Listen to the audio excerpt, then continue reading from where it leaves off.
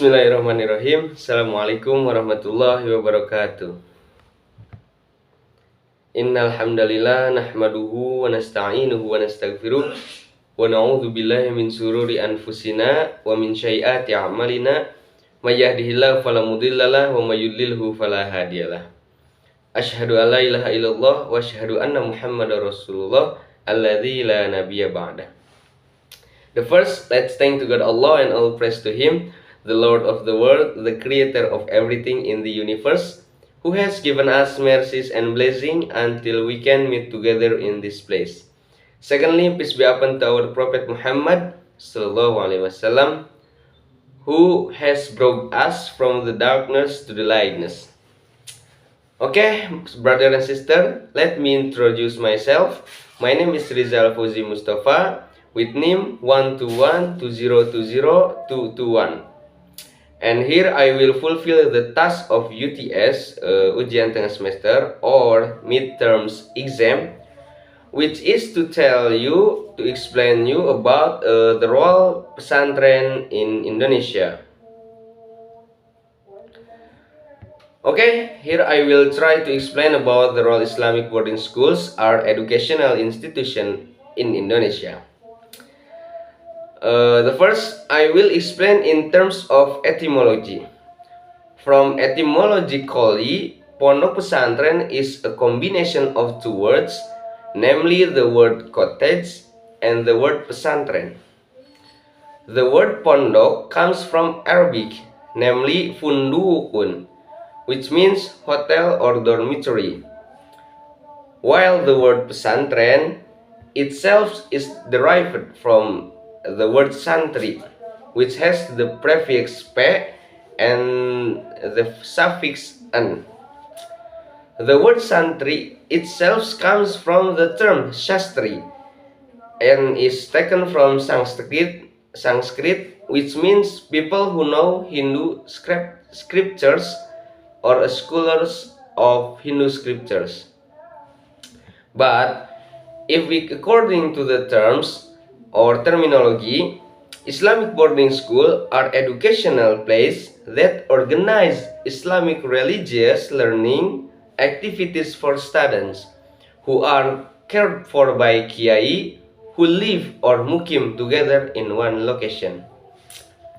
The result of historical search show that the forerunners of the early establishment of Islamic boarding schools were found in areas along the north coast of Java, such as Giri or Gresik, Ampel Denta Surabaya, Bonang Tuban, Kudus, Lasem, and Cirebon. These cities were at that time a cosmopolitan city that become a connecting route for world trade, as well as a stopover for traders of Islamic missionaries who came from the Arabian Peninsula, such as Persia and Iraq.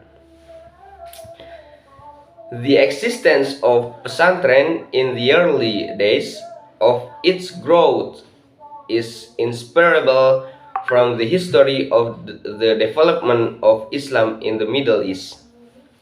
This can be seen from the method, material, or institutional aspects which were strongly colored by the pattern of Islamic education in the Middle East in the Middle Age. In the context of the spread of Islam, pesantren began to form and grow in Indonesia. So I can conclude that pesantren can be interpreted as a residence for santri and form of traditional Islamic education in Indonesia, which is carried out with a boarding system or pondok, with the kiai as the main center and the mosque as the center of institution. So, pondok pesantren is the oldest education model that is typical in Indonesia as a form of indigenous culture. Meanwhile, the function of Islamic boarding schools is as a dakwah institution, community service, scientific development, and cadre of scholars. Okay, there are two models of Islamic boarding school that we know or familiar with in Indonesia. The first, there are traditional Islamic boarding schools. Traditional Islamic boarding schools are Islamic boarding schools that still maintain the traditional teaching system with the teaching material of classical books, which are often called the yellow book. Among these pesantren, there are those that manage madrasah, even general schools from the elementary and secondary levels. And there are also large Islamic boarding schools that extend to tertiary institutions. Students are allowed to live in cottages or outside, but they are required to follow the teaching of the books by means of Sorogan, Bandungan, Mantik, Alpia, and other. According to according to their respective levels, teachers at madrasah or schools generally follow the study of books at universities. And second, there is modern boarding school. Modern boarding schools are Islamic boarding schools that seek to fully integrate that classical system and schools into Islamic boarding schools. All students who enter the lodge are divided into grade levels. The study of classical books is no longer prominent. Some are even merely complementary but turned into subjects or fields of study. Likewise, the system implemented, such as the way Sorogan and Bandungan began to change to become the individuals in the terms of studying and lectures in general or studium general.